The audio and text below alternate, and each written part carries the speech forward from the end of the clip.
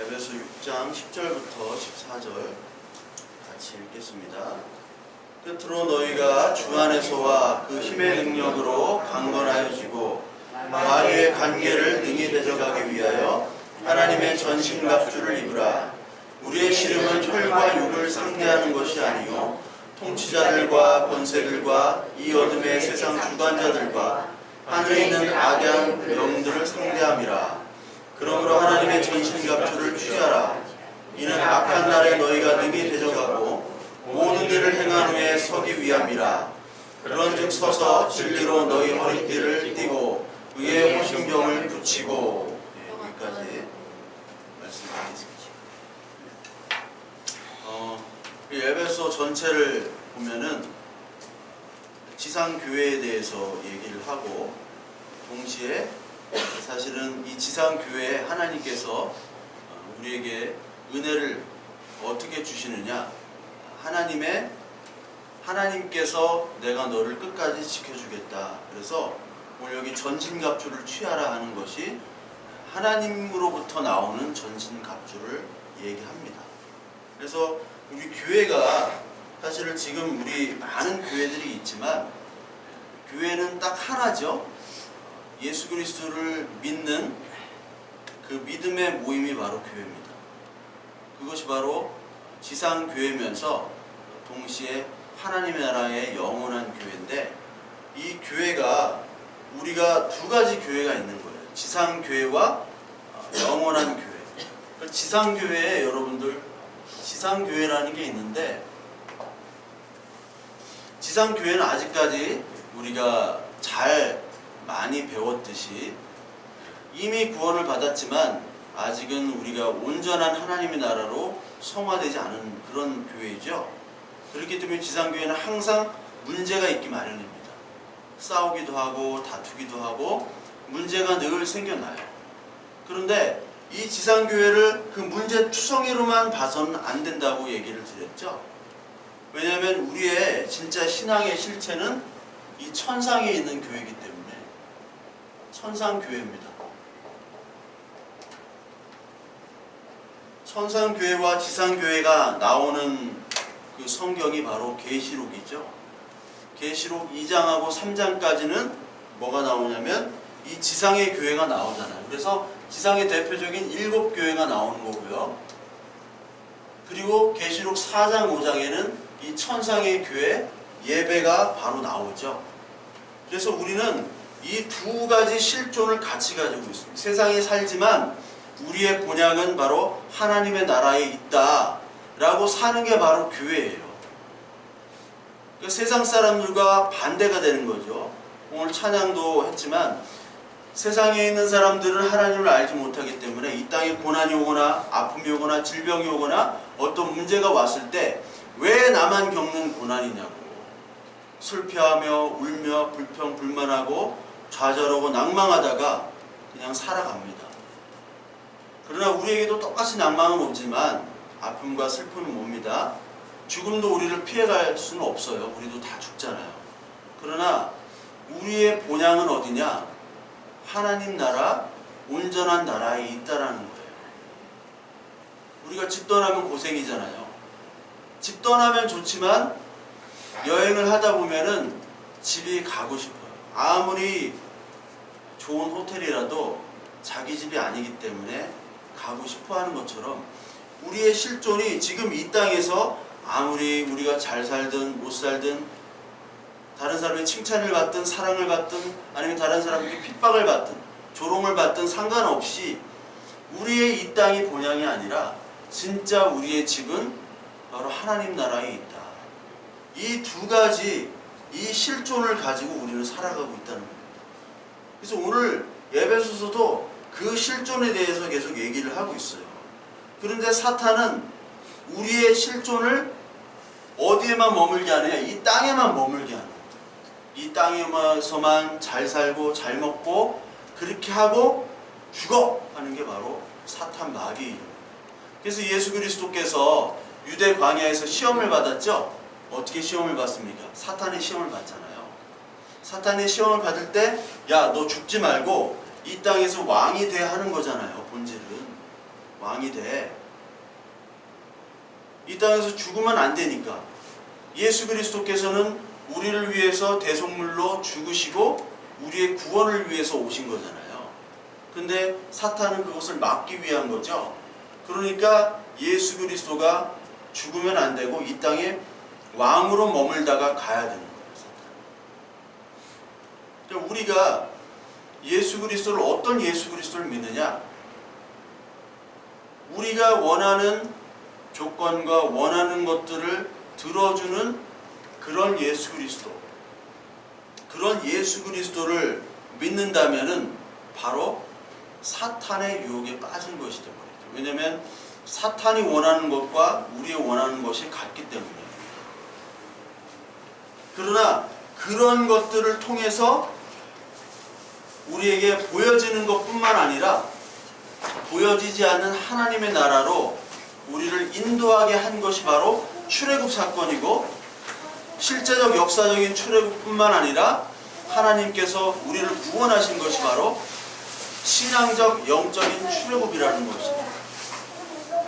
그래서 사탄은 우리 이 땅에만 고정하게 하는 거죠, 눈을. 그래서 육적으로나 그런 지적으로나 또한 이 땅의 성적으로나 이런 것들을 통해서 계속해서 우리의 욕망을 부추겨요. 제가 어떤 우리 이 유튜브를 들으시는 분이 계신데, 그분이 이제 보건교사세요. 보건교사신데 그분이 어떤 말을 하시냐면, 이 보건교사들이 일선 현장에서 아이들을, 청소년들에게 이제 보건교육, 성교육 이런 걸 합니다. 그런데 콘돔 회사, 피임약 회사 이런 회사들이 중학교, 고등학교에 로비를 한대요. 자판기를 들여온, 자판기를 설치하려고 그런 로비를 하는 거예요. 그러니까 야, 이제 뭐 미국이나 이런 나라에나 뭐 그런 일들이 있었나 했는데 이제 한국에도 그런 일들이 생긴다는 거죠. 한국에도 학교에 그런 자판기, 왜냐면 예방 차원이 아니라 그것들을 어떠한 그 교육으로, 그리고 우리라면은 하나님의 말씀으로 그런 것들을 이제 교육시키고 해야 되는데, 이 세상은 그런 것이 아니라 어떤 뭐 콘돔을 준다든지 아니면 뭐 피임약을 준다든지 청소년들에게 그런 것으로 예방을 한다는 거예요. 즉 그거는 악한 일이 되겠죠, 어떻게 보면. 그래서 그분이 그런 것들을 못하도록 막 싸우고 계세요. 그런 일들을 혼자. 그러니까 아무도 관심이 없다는 거예요. 여러분, 이 세상에 많은 교인이 있다고 그래요. 크리스찬. 전 옛날에 예수 그리스도를 안 믿을 때 크리스찬이 많은 줄 몰랐어요. 그런데 뭐 카페를 가든 어디를 가든 교인들은 항상 있더라고요. 그런데 그 교인들의 말하는 것들을 가만히 들어보면 어떤 것을 믿는가, 어떤 하나님을 믿고 어떤 예수 그리스도를 믿는가 다 다르다고 그랬잖아요. 다 다릅니다. 이 사람이 믿는 하나님이 다르고 저 사람이 믿는 하나님이 달라요. 그러면서 그 많은 크리스찬들이 있는데 이 악한 영들이 임하는 것들에 대해서는 정말 많은 사람들이 무관심하다는 거예요. 그러니까 우리는 세상 따로 교회 따로예요. 우리 교회가 오면은 교회에서 예배드리고 딱 나가면 전혀 다른 사람이 되는 겁니다. 전혀 다른 사람. 저부터 그래, 저부터. 전혀 다른 사람이에요. 전혀 다른 사람. 저도 자전거를 운전하다 보면은 화가 날 때가 있어. 막 예? 빵빵하고 막 그럼 막 욕이 나와, 욕이. 예? 전혀 다른 사람이 되는 거예요. 그러니까 어떻게 보면 이 사탄이라는 것은 이 세상을 주관하는 영이기 때문에 우리의 모든 감각적인 부분, 인격적인 부분, 지적인 부분, 그 모든 것들을 계속해서 공격해서 이 땅에 머물도록 하는 겁니다. 이 땅에. 그래서 오늘 이 사탄의 모든 공격들을 어떻게 물리치냐 해서 6장에 나오는데, 거기 나오는 13절에 전신갑주라는 말이 나옵니다. 우리가 이 땅에만 머물게 하는 이 사탄의 공격으로부터 하나님께서는 전신갑주를 우리에게 주신다고 얘기를 하세요. 전신갑주. 그래서 여러분, 전신갑주라는 것은 중세시대 때 그런 기사들이 입는 철제 무장한 그런 갑옷을 얘기하는 거죠. 즉, 이 전신갑주라는 것은 성경에서 그리스도의 옷을 입으라라고 표현하는 것과 똑같아요. 그리스도의 옷을 입으라. 우리 이사야서 61장 한번 보겠습니다. 이사야서 61장 10절부터 11절까지 보면요. 내가 여호와로 말미암아 크게 기뻐하며 내 영혼이 나의 하나님으로 말미암아 즐거워하리니 이는 그가 구원의 옷을 내게 입히시며 공의의 겉옷을 내게 더하심이 신랑이 사모를 쓰며 신부가 자기 보석으로 단장함 같게 하셨음이라. 여기 나오는 구원의 옷이라는 게 나옵니다. 구원의 옷. 구원의 옷. 성경에서는 옷이라는 것이 굉장히 많이 나와요. 성경에는 옷에 대한 것이 굉장히 많이 나옵니다. 제사장이 옷을 입었죠. 예수 그리스도가 속옷과 겉옷이 다 벗겨주셨죠. 그리고 나중에 그리스도의 옷을 입으라고 얘기하셨죠. 스가랴서 3장 한번 보겠습니다. 이미 구약 때 예수 그리스도의 옷을 다 얘기하고 계세요. 스가랴 3장 4절부터 5절. 여호수아가 더러운 옷을 입고 천사 앞에 서 있는지라 여호와께서 자기 앞에 선자들에게 명령하사 그 더러운 옷을 벗기라 하시고 또 여호수아에게 이르시되 내가 내 죄악을 제거하여 버렸으니 내게 아름다운 옷을 입히리라 하시기로. 대제사장, 이때 대제사장 여호수아가 더러운 옷을 입고 천사 앞에 있다는 거예요. 더러운 옷. 그건 뭐냐면 육신의 옷이죠. 사탄은 계속해서 하나님의 말씀으로 육신의 옷만 입어 계속 얘기합니다. 사탄은 교회 가지마 이렇게 얘기 안 해요. 교회 열심히 가고 예배 열심히 드려, 빠지지마, 봉사에 헌신해, 성경 부지하게 많이 봐. 그런데 성경을 잘못 적용하게 만들어요. 예수 그리스도를 시험하실 때 사탄이 어떻게 시험했습니까? 하나님의 말씀을 가지고 시험한 거예요. 하나님의 말씀을 가지고. 근데 예수 그리스도께서는 하나님의 말씀을 가지고 물리치시죠? 똑같은 말씀이에요. 똑같은 말씀. 똑같은 말씀을 뿌리지만 그것을 어떻게 받느냐? 사탄도 뿌리고 하나님도 뿌려요. 그 말씀을. 사탄도 뿌리고. 근데 어떤 사람은 사탄의 말씀을 받고 어떤 사람은 하나님의 말씀을 받습니다. 그 씨를. 근데 신천지도 똑같이 얘기하거든. 신천지도 씨, 사탄의 씨를 뿌리고 하나님의 말씀의 씨를 뿌리고. 이번 주 금요일날 어떤 교회에서 신천지와 그 성경적 말씀에 대해서 강의를 해달라고 이렇게 해가지고 또 가야 돼. 신천지와 이단에 대해서도 제가 많이 보고 있어요. 예전에도 봤지만 아주 유치 빤스가 그런 빤스가 없어. 아주 이게 하나님의 말씀을 가지고 똑같이 공격을 하는 거예요. 하나님의 말씀을 가지고. 이 여호수아가 이 더러운 옷을 벗기고, 여호수아를 벗기고 하나님께서 새로운 옷을, 아름다운 옷을 입히시는 거죠. 이게 바로 구원의 옷이라고 그랬습니다. 그리고 로마서 13장 12절 한번 볼게요. 로마서 13장 12절.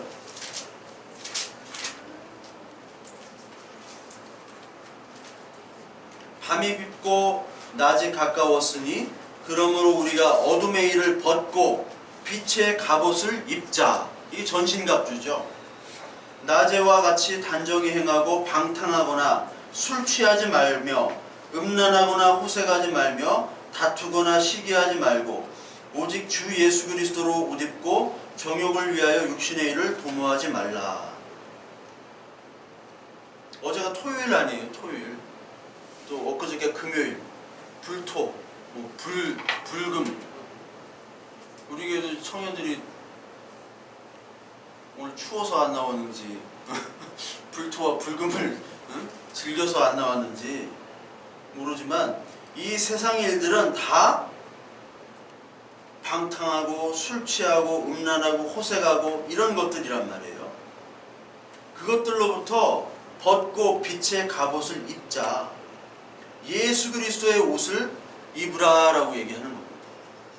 그러니까 우리가 입을 수가 없어요. 사실은 하나님의 은혜를 받은 사람만이 그 옷을 벗게 됩니다. 그래서 여러분 중세시대 때도 갑옷, 철로 갑옷을 입었잖아요. 그거 혼자 입을 수 있나요? 혼자 못 입습니다. 철로 갑옷을 입을 수 있는 사람은 귀족들이에요. 그러니까 그 갑옷이 워낙 비싸기 때문에 그 시종들이 갑옷을 입혀주는 거예요. 하나님께서 우리에게 갑옷을, 믿음의 갑옷을 입혀주십니다. 그래서 그걸 전신갑주라고 하는데, 그 전신갑주 중에 가장 오늘 첫 번째 나오는 이 무기가 어떤 무기냐면 바로 진리의 허리띠라는 무기입니다. 진리의 허리띠.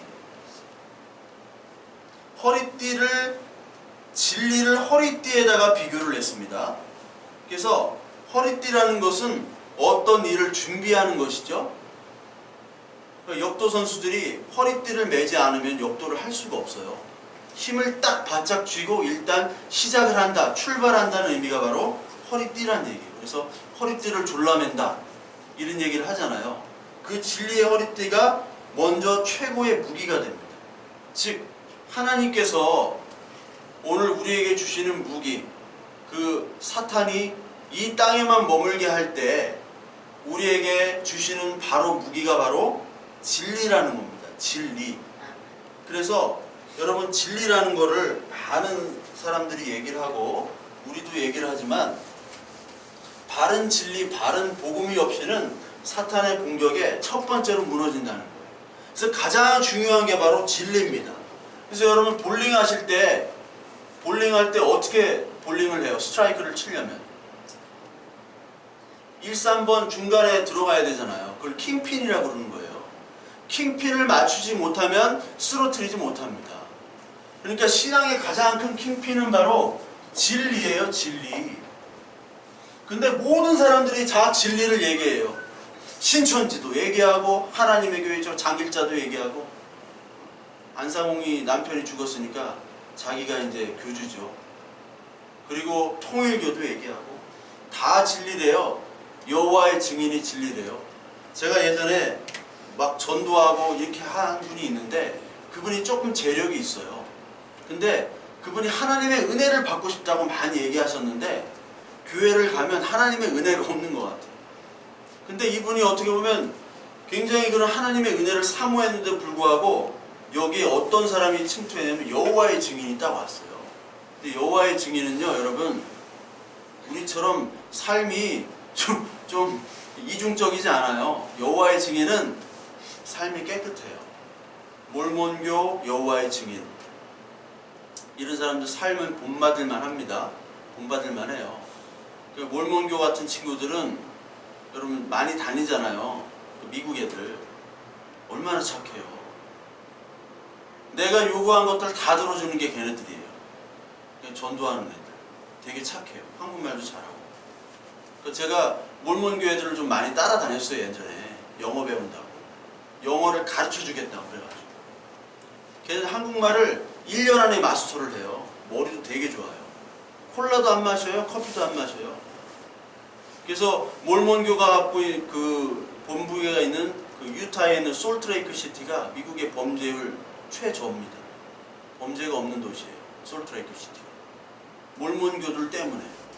그런데 그 재력이 좀 있는 분한테 여호와의 증인이 가다 보니까 여호와의 증인의 삶과 말에 감동을 받아서 그가 하는 일들, 그가 하는 그 복음이라고 했던, 그들이 전했던 그 하나님의 말씀을 듣고 나서 그분이 한 말이, 아, 이게 진리네요 라고 이렇게 말씀하시고 그쪽으로 갔어요. 그러니까 그분이 보기에는 이 교회에 있는 이 교인들이 가라지라는 거죠. 가라지.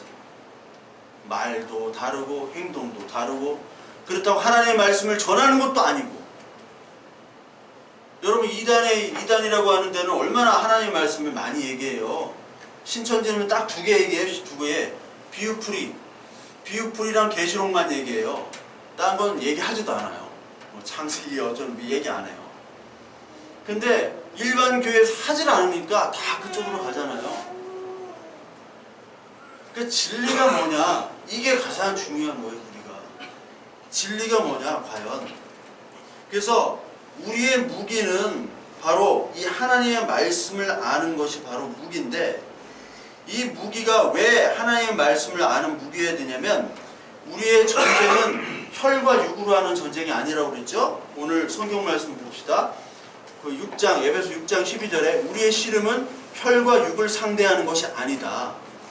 혈과 육을 상대하는 것이었으면 우리는 육체적인 전쟁을 준비해야겠죠.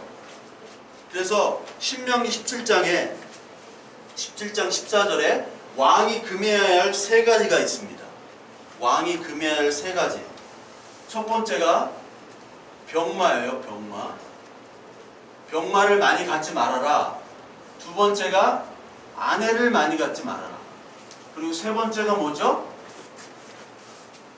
금과 은을 많이 갖지 말아라. 왕은 요 세 가지를 갖지 말으라고 얘기를 해요. 그런데 세상으로 볼 때 왕은 이거를 다 가져야 돼요.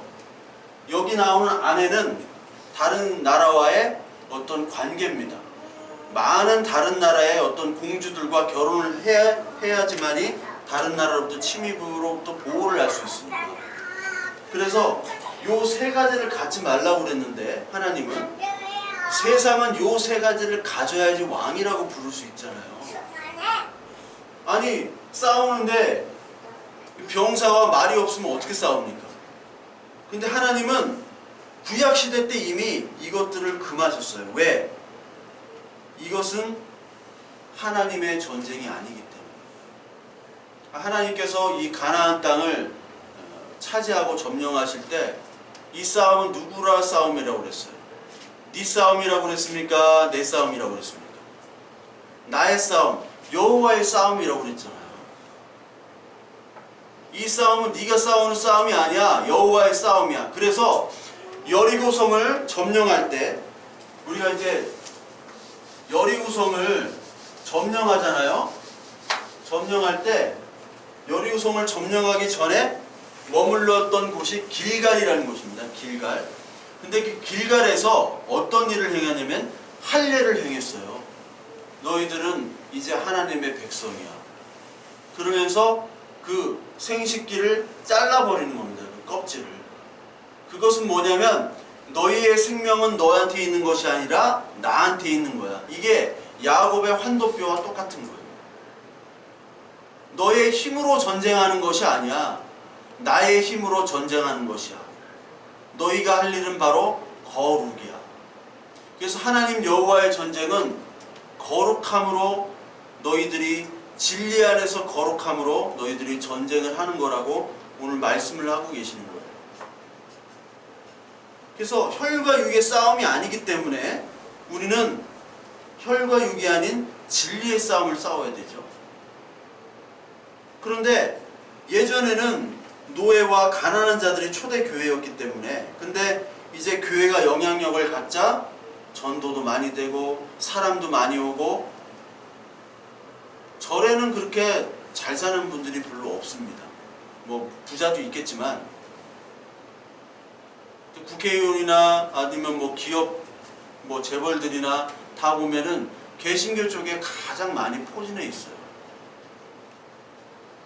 그러니까 예전에는 참 노예들, 비참한 사람들이 다 교회의 주축을 이뤘는데 이제 너무 부자가 되다 보니까 이 힘을 갖게 되죠. 이런 힘을 갖게 될수록 교회는 진짜 힘을 잃어버리게 됩니다. 그래서 너의 무기가 뭐냐? 하나님은 너의 무기는 진리를 가지는 거야. 세상이 좋아하는 무기는 하나님이 좋아하지 않습니다. 사무엘상 17장 38절부터 40절에 보면요, 바울이 아니라 다윗이 골리앗과 전쟁을 합니다. 골리앗과 싸움을 할 때 다윗이 처음에는 어떤 것을 받냐면 사울의 갑옷과 투구와 칼을 받죠. 근데 그 옷을 딱 입으니까 다윗이 맞지 않는다고 그랬어요. 익숙지 않다고 그랬어요. 사울은 누구나 다 좋아하는 갑옷, 왕의 옷이니까요. 세상 왕의 옷과 갑옷과 투구와 칼을 쓰기를 원해요, 많은 사람들이. 그것을 가지면은 골리앗과 전쟁을 한번 할 수 있겠다, 이길 수도 있겠다라고 생각을 해요. 근데 다윗은 성경은 여기서 익숙지 않다고 얘기를 합니다. 그러면서 사울왕의 것들을 거부하고 다윗이 가지고 나온 무기가 뭐예요? 돌 5개와 물매잖아요. 자기가 늘 연습했던 그걸 가지고 익숙했다라고 얘기하거든요. 저와 여러분들이 뭐에 익숙해야 되느냐? 바로 하나님이 주시는 은혜와 말씀에 익숙해야 되는데, 우리가 세상 왕이 원하는, 세상 사람들이 원하는 사울의 투구와 갑옷과 칼을, 그것을 받는 게 익숙하다고 생각하는 순간 하나님의 은혜의 능력이 사라져갑니다. 사라져가요. 그래서 우리의 싸움은 사울의 것들을 받는 것이 아니라 하나님의 진리를 받는 그 싸움입니다. 그 진리라는 것은 어떻게 오냐면 예수 그리스도로 말미암아 이 세상 것과 이 우주와 내가 설명이 되는 거예요. 하나님을 알지 못할 때는 내가 그냥 태어났구나, 아이고 죽을 수 없으니까 그냥 사는구나, 아 저 사람은 병들어 죽네, 아 저 사람은 잘 됐네, 아 나도 잘 돼볼까, 나는 병들면 안 돼, 나는 잘 살아야 돼, 나는 죄 짓고 살면 안 돼, 아 한번 죄 져볼까, 아 나쁜 짓 좀 해볼까, 뭐 별 생각을 다 하면서 살아갑니다. 그냥 살다가 그냥 죽는 거예요. 인간이 얼마나 존귀한 존재입니까? 근데 살다가 죽는 존재가 되어버렸어요, 사람이. 그런데 그때 하나님께서 오셔서 하나님이 예수 그리스도를 보내서 나의 창조주, 구세주가 되는 것들을 믿게 만드는, 이거를 바로 계시의 침투입니다. 그 진리의 영, 이 성령으로 말미암아 하나님께서 말씀하신 이 계시의 말씀들이 믿게 되어지는 것, 이것이 바로 하나님의 일입니다. 근데 이것을 놔두고 이것은 가치없게 여기고 하나님께서 주시는 뭐 어떤 가시적인 축복들, 콩고물 떨어지기만 바라는 그런 것들로 만족하게 만드는 것이 바로 사탄의 일이라는 거예요. 그러니까 저와 여러분들이 얼마나 사탄의 일들에 쉽게 빠질 수 있는가, 너무 쉽게 빠질 수 있죠. 그래서 그 사탄의 일들을 분명히 알도록 하기 위한 것이 바로 진리의 허리띠입니다. 그래서 하나님의 말씀과 진리를 아는 것이 정말 중요해요. 이것만 가지면 여러분들 오늘 도를 깨달으면 오늘 죽어도 여한이 없다고, 그 하나님 말씀을 모르는 사람들도 그렇게 얘기하는데, 하나님의 말씀을 아는 우리들은 이것만 가지고 가는 겁니다. 사실 재산과 명예 가지고 가는 게 아니에요. 그래서 인간의 역사들은 늘 사탄, 그 하나님이 아닌 진리, 하나님이 아닌 진리가 아닌 듯한 진리를 찾아가는 여정이었어요. 그러니까 사탄은 계속 666으로 우리를 공격한다고 그랬죠. 이 디모데후서 2장을 한번 보면요, 디모데후서 2장 15절을 보면, 너는 진리의 말씀을 옳게 분별하며 부끄러울 것이 없는 일꾼으로 인정된 자로 자신을 하나님 앞에 드리기를 힘쓰라. 망령되고 헛된 말을 버리라. 그들은 경건하지 아니하며 점점 나아가느니 그들의 말은 악성 종황이 퍼져나감과 같은데 그 중에 후메네오와 빌레도가 있느니라. 진리에 관하여는 그들이 그릇되었도다. 부활이 이미 지나갔다 하므로 어떤 사람들은 믿음을 무너뜨리느니라. 자, 진리의 말씀을 옳게 분별하래요. 그러면서 어떤 사람들은 망령되고 헛된 말을 하고 야 부활 없어 이렇게 얘기를 하는 거죠. 이 바울이 디모데에게 야 너 목회 똑바로 해. 목회 똑바로 하려면 어떻게 해야 돼? 진리의 말씀을 분별해야 돼. 목사가 된다고 하는 사람들이 진리의 말씀을 몰라요. 하나님의 말씀이 뭔지를 모릅니다. 그게 가장 큰 비극이고 그게 가장 큰 사탄이 기뻐하는 일이에요. 야, 열심히 말씀 전해. 그런데 다른 거 전해라. 그 공격이에요. 그러니까 이러한 공격들이 바울 시대 때도 있었고 예수 그리스도 시대 때도 있었고 과거도 있고 지금도 있고 앞으로도 있을 거란 말이에요. 그때 디모데에게 가장 하는 말이 진리의 말씀을 분별하고 헛된 말을 구분을 해 라는 거예요. 부활이 없다고 하는 사람들에게 부활이 뭔지를 증거해. 그러려면 네가 부활이 있어야 돼. 그러면 네가 부활이 뭔지를 알아야 돼. 요한일서 4장은 우리 한번 요한일서 4장 1절을 보면 사랑하는 자들아 영을 다 믿지 말고 오직 영들이 하나님께 속하였나 분별하라.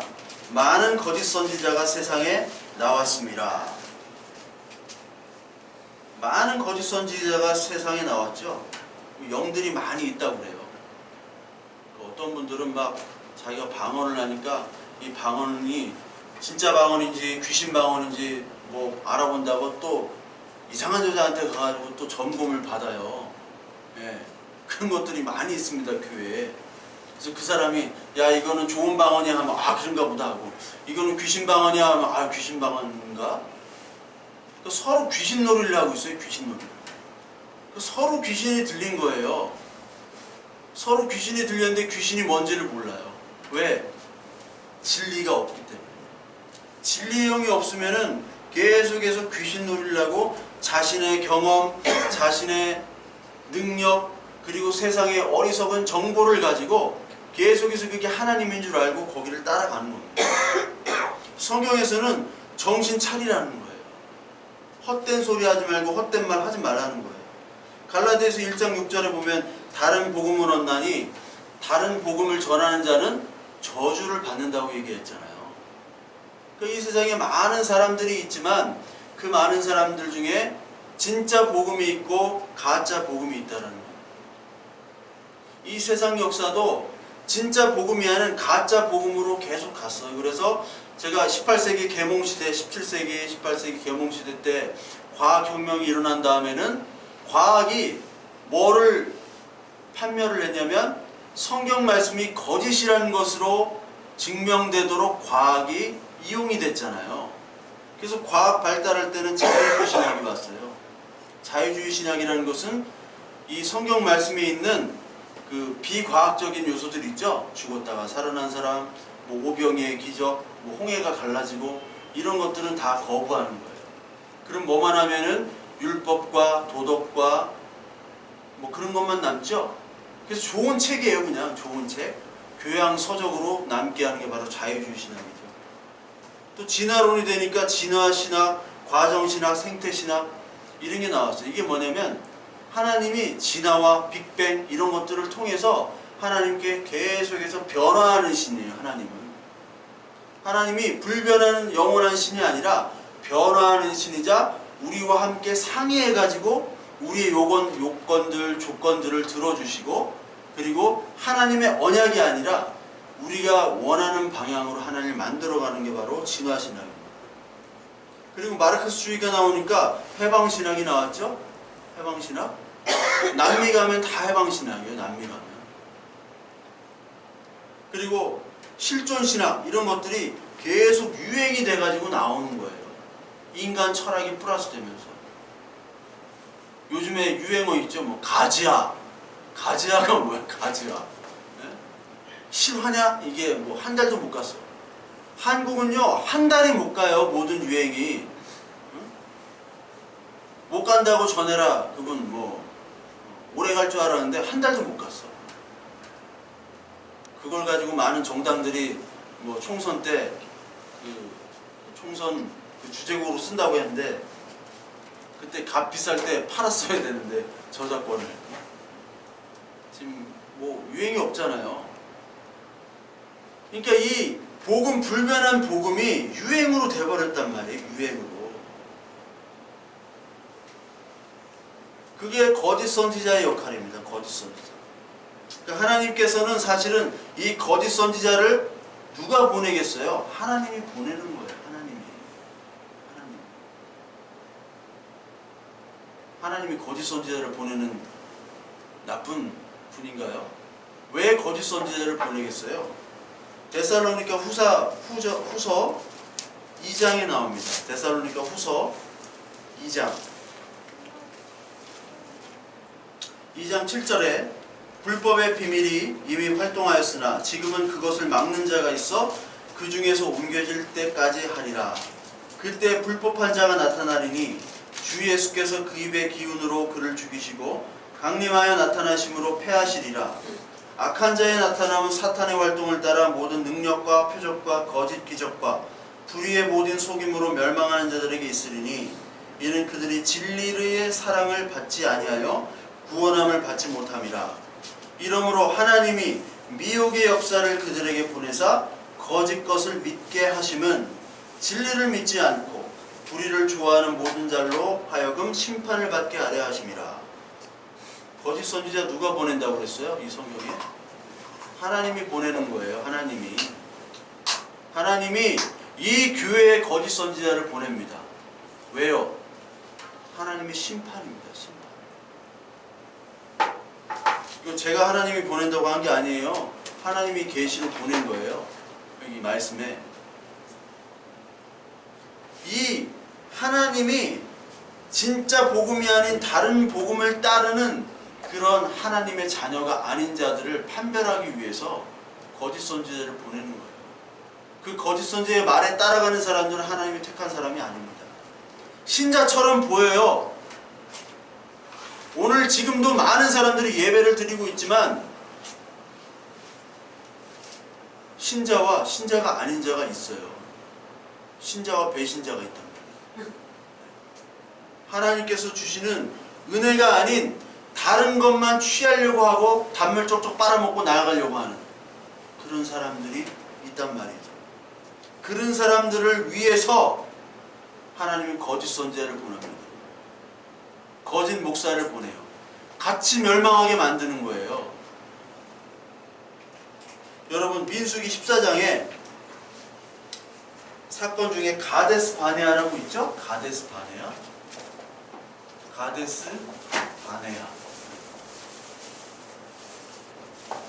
처음 들어보신 분은 하나도 없죠? 가데스 바네아.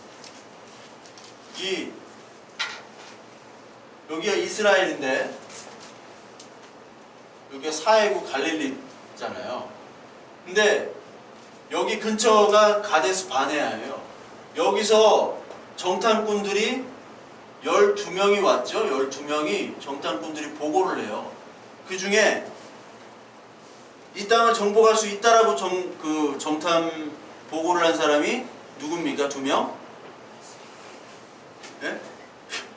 여호수아와 갈렙. 예, 맞았어. 여호수아 하나는 맞아. 여호수아와 갈렙 빼고는 다 우리는 메뚜기 같다. 우리는 이길 수 없다. 여기는 아낙 자손이 산다. 그랬죠. 우리가 메뚜기 같다라고 스스로 얘기를 했다고 그랬어요. 스스로 우리가 메뚜기 같기도 하고 그들이 보기에도 우리가 메뚜기 같을 거다라고 성경에 분명히 나와요. 메뚜기. 근데 메뚜기가 지금 최고 잘 나가는데 유재석. 스스로 보기에도 메뚜기 같고 그들이 보기에도 그렇다. 근데 민수기 14장에 여기서 정탐꾼 보고가 12명 중에 2명만이고 나머지 다 거부를 했잖아요. 여기 못 들어갑니다. 하나님 들어가라고 하니까. 여러분 그 많은 200만 명이라고 하기도 하고 남자만 60만 명이잖아요. 남자만 20세부터 60세까지. 그 많은 인원 중에 여기 가나안 땅 들어간 사람이 몇 명 있어요? 네? 여호수아와 갈렙밖에 없었어요. 2명이에요. 2명. 그렇다고 2명만 구원받는 게 아니지만 이미 다 이 애굽을 건너올 때 홍해에서 세례를 받았잖아요. 고린도전서 10장에 나오듯이 홍해에서 세례를 받았기 때문에 하나님의 언약 백성, 택한 할례를 받았기 때문에 길갈에서 다 그 하나님의 구원을 받았지만 여기 하나님의 기업으로 들어간 사람이 2명밖에 없다라는 거예요. 2명밖에. 즉 예수 그리스도께서 내가 이 땅에 다시 올 때 믿음을 보겠느냐라고 말씀하셨거든요. 우리에게 믿음이 하나도 없어요. 하나도. 근데 이 12명 중에 2명만 있고 나머지는 다 이 못 들어갑니다라고 얘기했던 이 가데스 바네아 사건, 이때가 바로 출애굽한 지 1년 1개월이거든요. 출애굽한 지 1년 1개월 후에 사실 요 사건을 겪은 후에 하나님은 38년 11개월을 뺑뺑이를 시킵니다. 뺑뺑이. 여기서 그냥 들어가면 돼요. 여기서 들어가면 되는데 지금은 차로 뭐 1시간도 안 걸려요. 차로. 차 타가 뭐 한 3, 40분이면 가는 길을 38년 11개월을 뺑뺑이를 시켜버린단 말이에요. 사탄이 이 사람들에게 여기 못 들어갑니다. 하나님의 말씀보다 사탄은 상황과 그 눈에 보이는 것들에 집중하기 때문에 못 들어갑니다. 들어가면 다칩니다. 우리 다 죽습니다. 하니까 38년을 뺑뺑이를 시켰는데, 그러면 하나님이 왜 뺑뺑이를 시키셨겠어요? 하나님은 거짓 미혹의 역사를 통해서도 사실 일을 하세요. 심판할 자는 심판을 해버립니다. 그런데 하나님의 자녀를 우리 택함받은 하나님의 자녀들은 심판을 받지 않지만 미혹은 받아요. 그렇지만 미혹받을 때 뭐를 하느냐? 내 잘못을 인식하게 되고 내 잘못을 깨닫게 되는 거예요. 아, 내가 잘나서 사는구나. 내가 정말 열심히 노력해서 잘나서 내가 이만큼 잘 먹고 잘 사는구나. 내 힘으로 사는 줄 아나요. 그러다가 이 거짓 선지자나 사탄의 어떤 시험이 들면 그때 하나님의 자녀는 돌이키게 됩니다. 아, 이렇게 살면 안 되지. 여러분, 단테라는 사람이 있죠? 단테가 신곡이라는 걸 줬잖아요. 피렌체에. 이 단테가 베아트리체라는 여자를 잊지를 못했어요. 그래서 베아트리체, 이탈리아 국기가 흰색, 초록색, 빨간색이잖아요. 그게 베아트리체의 색깔입니다. 몰라도 돼요, 하여튼. 근데 그 단테의 신곡에서 왜 신곡에서 쓰게 됐냐면, 그때가 단테가 38살인가 그랬는데, 지금은 젊지만 그때 당시는 50이면 다 죽었잖아요. 그러니까 나이가 많은 축이에요. 38살, 뭐 40이면. 근데 지금도 800년 전 얘기니까. 근데 그 단테가 그때 피렌체에서 가장 고위 공직에 있었거든요. 근데 내가 고위 공직에 있을 때 돌아보니 내가 어둠의 길을 헤매고 있었다 라고 고백하면서 시작이 돼요. 단테의 신곡이. 내가 가질 거 다 가졌어요. 근데 사실 그때 가질 거 다 가졌지만 자기가 정말 사랑했던 베아트리체는 다른 남자랑 결혼하고 1년 만에 죽었거든요. 늘 마음속에는 베아트리체란 여자에 대한 생각만 있었어요. 근데 고위 공직은 됐어. 근데 인생이 내가 잘 가는 것 같지만 내가 지금 어두운 숲길에서 헤매고 있다라고 자기가 고백을 해요. 그러니까 우리가 그런 고백을 하나님 앞에 하는 것이 바로 우리에게 주신 하나님의 축복입니다. 내가 아무리 잘 나간다 하더라도 내가 가만히 나를 돌아보니까 지금 어두운 길에 헤매고 있구나 라고 느껴지는 것이 하나님의 자녀인데, 하나님의 자녀가 아닌 인간들은 내가 정말 잘 나갈 때 내가 최고구나, 더 잘 나가야지, 더 해야지, 더 많이 벌어야지, 욕심으로 끝까지 가는 거예요. 욕심으로. 하나님의 약속보다 보여지는 것에 계속 욕심을 내는 거예요. 그래서 하나님께서는 이 38년 11개월 동안 훈련을 시킵니다. 어떤 훈련? 철저하게 하나님만 보도록 하는 훈련을 시키는 거예요. 그게 메추라기 그리고 만나 이런 것들만 먹이시면서 하나님만 바라보게 뺑뺑이를 시키시는 거예요. 저와 여러분들이 똑같아요. 저와 여러분들의 인생을 가만히 묵상을 하셔야 돼요. 우리 한국교회는 묵상이라는 게 없어. 생각이라는 게 없어. 그냥 구호로 외치고 그냥 막 아멘 아멘 기도하고 그냥 나가는 거예요. 나가서 돈 열심히 벌고 잘 되라. 그래서 헌금 많이 해라. 그게 아니라 자기 삶에 대한 성찰이 전혀 없어요. 하나님의 자녀는 하나님의 말씀을 두고 자기 삶을 성찰해야 됩니다. 저도 없어요. 저도. 성찰을 하게끔 만드는 거예요. 하나님의 역사는. 그래서 하나님께서는 하나님의 말씀, 즉 이 진리에 대한 깊은 하나님의 그 뿌리를 우리에게 알려주시기를 원해요. 그래서 이 38년 11개월이 헛된 기간이 아닙니다. 저와 여러분들이 어떤 게 뭐 헛된 기간 같아요. 맨날 방황하고 방탕하고 맨날 죄 지으며 다시 돌아오고 이런 것들이 사실 헛된 것들이 아니에요. 이것들을 통해서 하나님께서는 진짜 하나님의 것이 무엇인지를 알도록 알려주시는 도구입니다. 그래서 진리의 말씀까지 가는 것은 쉽지 않아요. 38년 11개월이 걸려요. 그런데 이 하나님의 말씀을 너무 쉽게 얘기하고 너무 간단하게 그냥 전하는 것이 바로 사탄의 일입니다. 그래서 요즘 세대들은 뭐든지 어려우면 안 하려고 그러죠. 뭐든지 어려우면 안 하려고 그럽니다. 그래서 뭐든지 쉽고 빠르게 해결하려고 그래요. 그게 요즘 세대입니다. 마찬가지로 진리에 대한 싸움을 해야 되는데 진리에 대한 싸움을 하려고 안 해요. 진리에 대한 싸움이라는 게 뭐 막 귀신아 물러가라 막 이런 것들이 아니라 진짜 하나님의 복음이 뭔지 그 진리가 나에게 어떤 의미인지 그것들을 상고하고 알아가는 것이 진짜 진리의 선한 싸움이에요. 근데 그 진리의 선한 싸움은 굉장히 시간도 많이 걸리고요. 의심과 회의와 좌절과 낭망이 있을 수밖에 없습니다. 여러분 예수 그리스도를 믿으면서 좌절 많이 하셔야 돼요. 교회 나오면서 맨날 절망하고 좌절을 하셔야 돼요. 하나님이 어딨냐? 여러분 하나님이 정말 어디 계십니까? 우리는 이렇게 참 좋은 여건에서 예배를 드리지만 예배 드리다가 이슬람 무장단체 때 사살당하는 그런 아프리카 국가 그런 소식들 많이 듣잖아요. 예배하다가 죽어요. 그 사람들은 여러분 우리처럼 예배하지 않아요. 목숨을 걸고 예배를 하는 사람들입니다. 근데 하나님이 왜 그들을 죽여버려요? 왜? 하나님이 어디 있어요? 절망하고 좌절을 하셔야 돼요. 야, 하나님은 무조건 복줘 건강 다 줘. 땡! 그거 그냥 딱 사라져. 그게 아니라 진리를 알려면 정말 그 싸움이 보통 싸움이 아닙니다. 사탄은 계속해서 방해를 하는 거야. 야, 그만 싸워. 그냥 그만 그쳐. 하나님 없으니까 그냥 있다고 치고 그냥 교회는 나가지만 하나님 없어.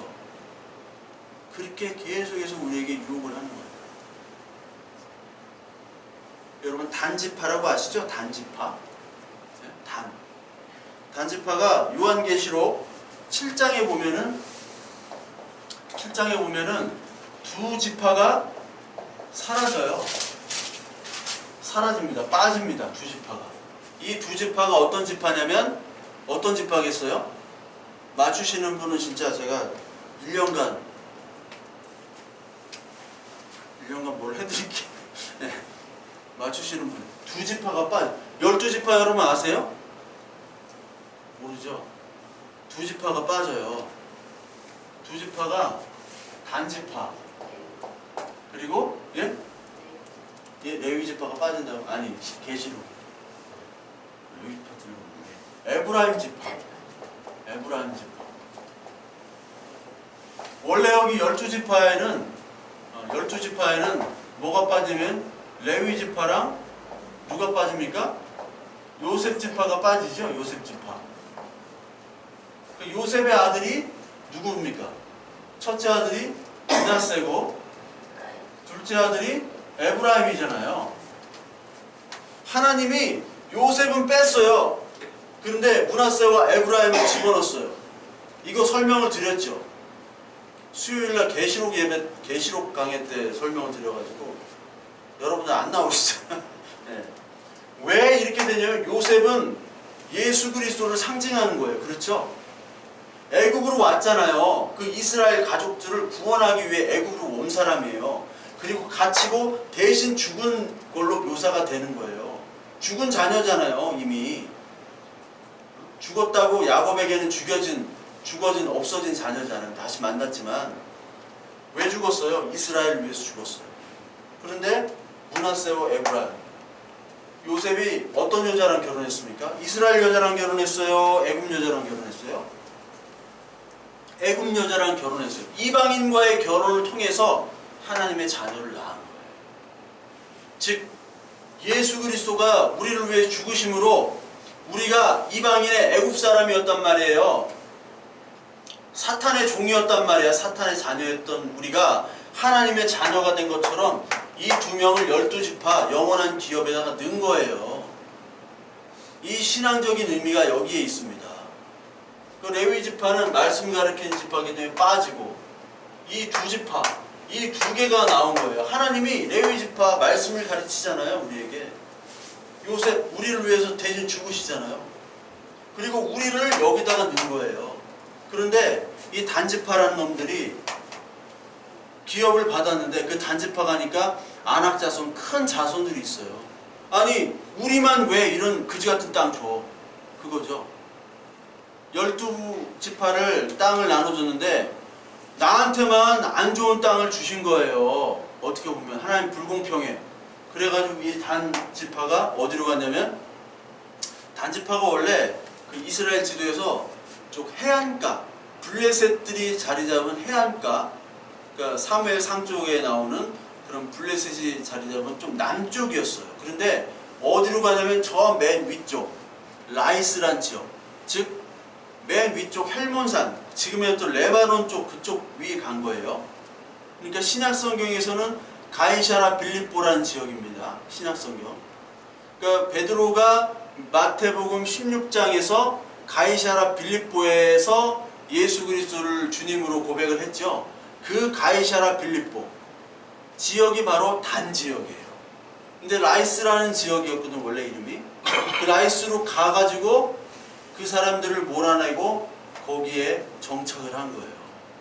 이게 하나님의 말씀을 거부하고 자기들이 좋아하는 곳으로 가가지고 자기들이 원하는 지역에서 사는 거예요.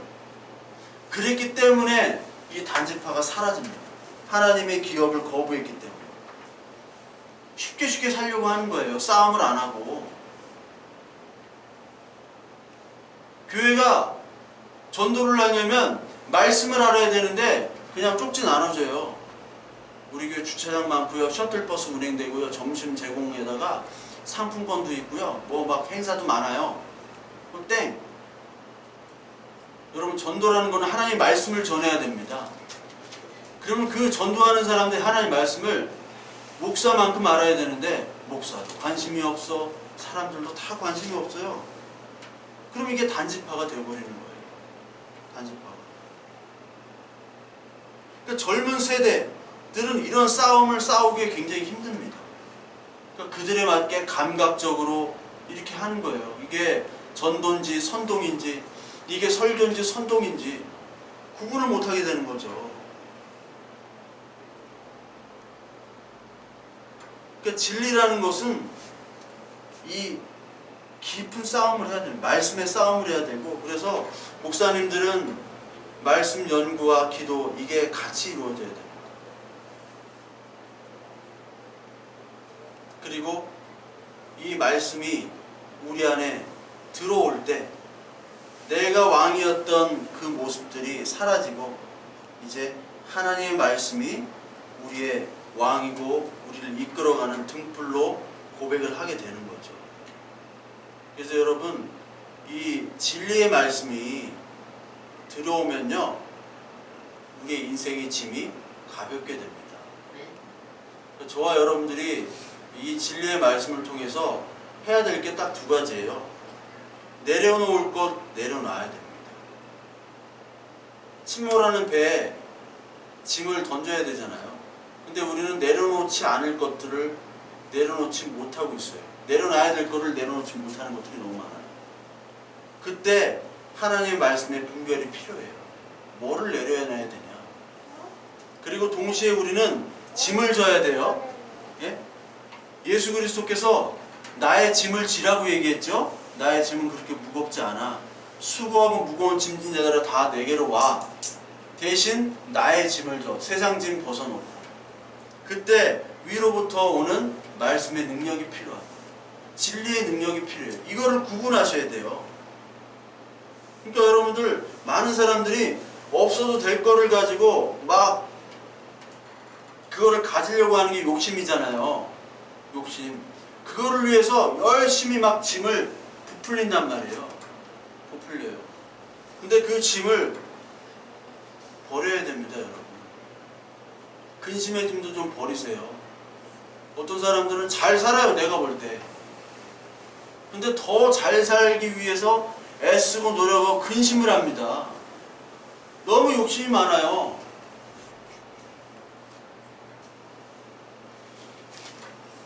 내가 이것을 못 가지기 때문에 불평불만하고 감사하지 못한단 말이에요. 여러분 감사하실 거죠? 네. 감사하셔야 돼요. 아니 지금 살아있는 것만으로도 감사하셔야 되고 하나님은 우리에게 생명을 주신 것만으로도 감사를 해야 되는데 내가 좀 나보다 못 산다고, 남보다 못 산다고, 내가 좀 어떻다고. 아니 하나님의 말씀을 맨날 보면서 불평불만을 해요. 그들이 불평불만하는 거 없어도 될 거예요. 내려놓으셔야 됩니다. 핑계대지 말고 내려놔야 돼요. 쓸데없는 거 내려놔야 됩니다. 그것이 바로 진리가 임하면 우리에게 내려놓을 것들을 내려놓게 하시고 하나님의 짐으로 말미암아 기뻐함과 감사함으로 하나님께 갈 수가 있는 거죠. 디모데전서 6장 한번 보겠습니다. 디모데전서 6장에 보시면 6장 3절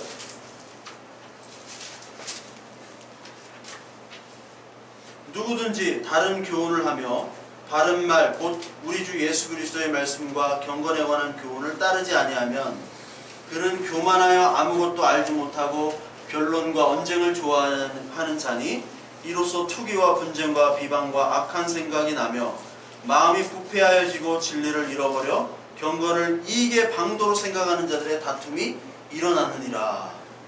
여러분 경건 하나님의 말씀을 자기 이익의 방도로 생각하는 자들도 있다고 그래요. 경건의 말씀 자기 이익, 이게 목회자가 가장 빠지기 쉬운 유혹입니다. 하나님의 말씀을 가지고 성도들을 위협하고 협박하고 복주고 자기가 뭔데? 자기가 하나님처럼 경건을 가지고 이익의 방도로 생각을 해요. 난 이만큼 기도합니다. 난 이만큼 금식합니다. 근데 하나님의 진짜 금식과 진짜 기도를 얘기해 주셨죠. 사람에게 보여지는 기도, 사람에게 보여지는 금식을 하는 자들에게 하나님의 심판을 얘기했어요. 경건을 가지고 얼마든지 이익의 방도로 사용을 한단 말이에요.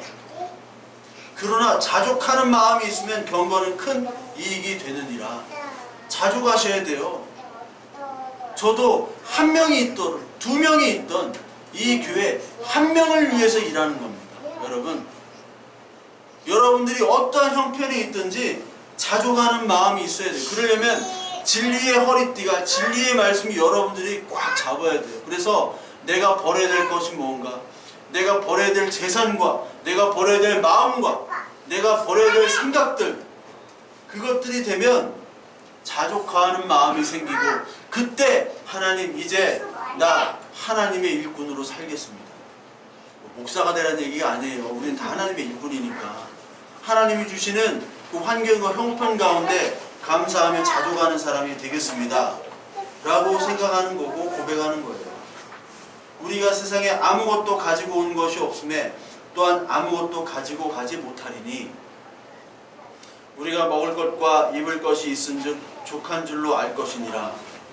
부하려 하는 자들은 시험과 올무와 여러가지 어리석고 해로운 욕심에 떨어지나니 곧 사람으로 파멸과 멸망에 빠지게 하는 것이라. 돈을 사랑하며 일만하게 뿌리가 되나니 이것을 탐내는 자들은 미혹을 받아 믿음에서 떠나 많은 근심으로써 자기를 찔렀도다.